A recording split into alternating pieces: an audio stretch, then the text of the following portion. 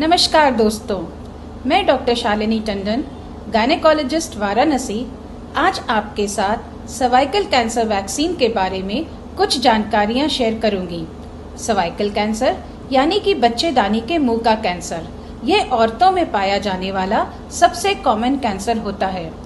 Breast cancer के बाद यह दूसरे पायदान पर आता है। भारत में हर एक साल में लगभग 1 से 1.5 लाख महिलाएं इस कैंसर से ग्रसित होती हैं और तकरीबन 80,000 महिलाओं की मौत इस कैंसर से होती है। इनफैक्ट हर 8 मिनट में एक महिला की मौत इस कैंसर से होती है, जबकि यह एक ऐसा कैंसर है जिसके कारण का हमको पता है, जिसके अगेंस्ट भारत में वैक्सीन उपलब्ध है और जिसका अर्ली डिटेक्शन बहुत ही सिंपल स्क्रीनिंग टेस्ट पैप द्वारा किया जा सकता है। फिर भी हमारे देश में यह आंकड़े इतने ज़्यादा क्यों, ये सोचने का विषय है। तो आइए दोस्तों, आज हम आप सबको सर्वाइकल कैंसर वैक्सीन के बारे में और सर्वाइकल कैंसर के बारे में कुछ बेसिक जानकारी दें।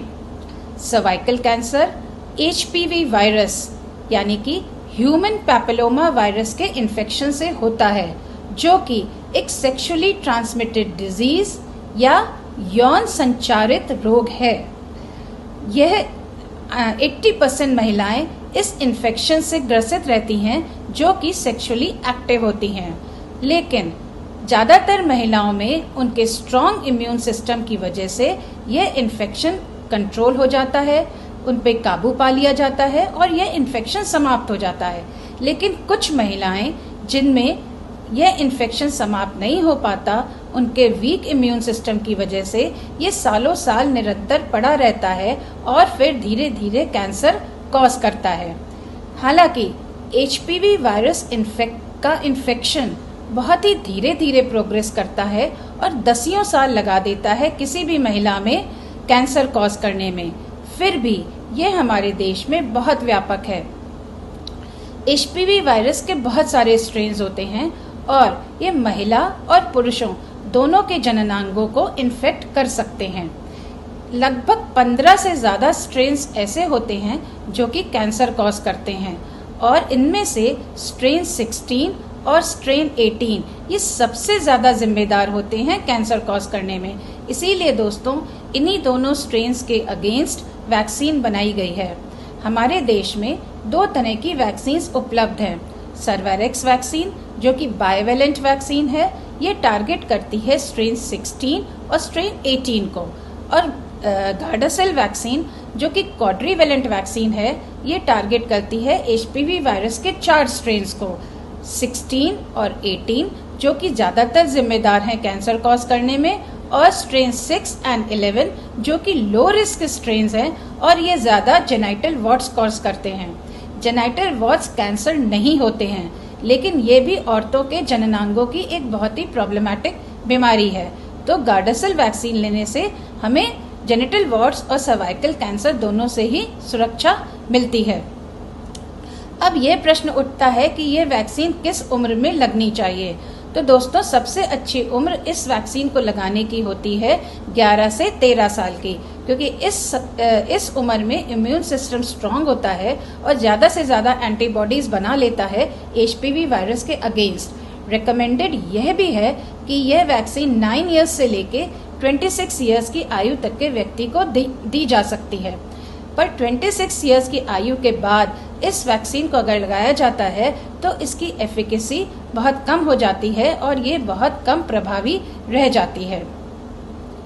अब इसका डोज शेड्यूल क्या है? अगर ये 15 साल से कम उम्र की लड़की को लगाई जाती है तो 2 डोजेज ही पर्याप्त हैं। एक डोज अगर आज लगी है तो दूसरी डोज 6 महीने बाद लगेगी, और अगर ये 15 साल से ज़्यादा उम्र की लड़की को लगाई जाती है तो 3 डोजेस पर्याप्त हैं। एक डोज अगर आज लगेगी तो एक महीने बाद लगेगी और तीसरी डोज 6 महीने पर लगेगी। कंसेप्ट यह है कि यह वैक्सीन उस समय लड़कियों को लगा देनी चाहिए जबकि उनकी सेक्सुअल लाइफ ना शुरू हुई हो, या वो सेक्सुअली एक्टिव ना हुई हो, या उनका HPV वायरस से एक्सपोजर ना हुआ हो। तब अगर ये वैक्सीन लगाई जाती है तभी वो ज़्यादा से ज़्यादा इफेक्टिव होती है। अब यहाँ पे प्रश्न ये उठता है कि क्या कोई लड़की जो कि 19 साल की है और सेक्सुअली एक्टिव हो चुकी है तो क्या उसको ये वैक्सीन दी जानी चाहिए?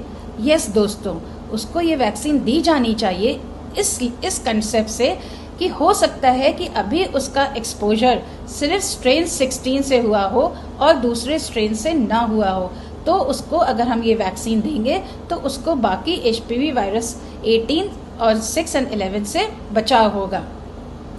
अब दूसरा प्रश्न यह आता है कि अगर एक 35 वर्ष की महिला आपके पास आती है तो क्या उसको यह वैक्सीन लगाना उचित होगा? तो मेरी यह राय है कि 35 साल की महिला को ज़्यादा फोकस करना चाहिए अपने सर्वाइकल स्क्रीनिंग टेस्ट पैपिस्मियर पे बजाय कि वैक्सीन पे, क्योंकि अमूमन ये समझा जाता है कि 35 साल की उम्र तक वह महिला HPV वायरस के सारे स्ट्रेन से एक्सपोज हो चुकी होगी और तब उसमें यह वैक्सीन लगाना कोई मायने नहीं रखता, क्योंकि तब उस पर यह प्रभावी नहीं होगी। तो फिर उसको अपने सर्वाइकल कैंसर के बचाव के लिए स्क्रीनिंग टेस्ट पे फोकस करना चाहिए और हर 3 साल के अंतराल पर स्क्रीनिंग टेस्ट कराते रहना चाहिए। अब यहाँ पर यह जानकारी भी लेना ज़रूरी है कि क्या यह वैक्सीन 100% सुरक्षा प्रदान करती है? यस दोस्तों, अगर आपको सर्वाइकल HPV वायरस का इन्फेक्शन स्ट्रेन 16 और 18 से हुआ है तो यह वैक्सीन आपको लगभग 99% सुरक्षा प्रदान करेगी, लेकिन फिर भी कुछ ऐसे HPV वायरस के अनकॉमन स्ट्रेन्स हैं जिसके अगेंस्ट यह वैक्सीन नहीं बनी है। तो अगर अनफॉर्चुनेटली आप उन स्ट्रेन से इन्फेक्ट होते हैं तो फिर आपको सर्वाइकल कैंसर की रिस्क रहती है।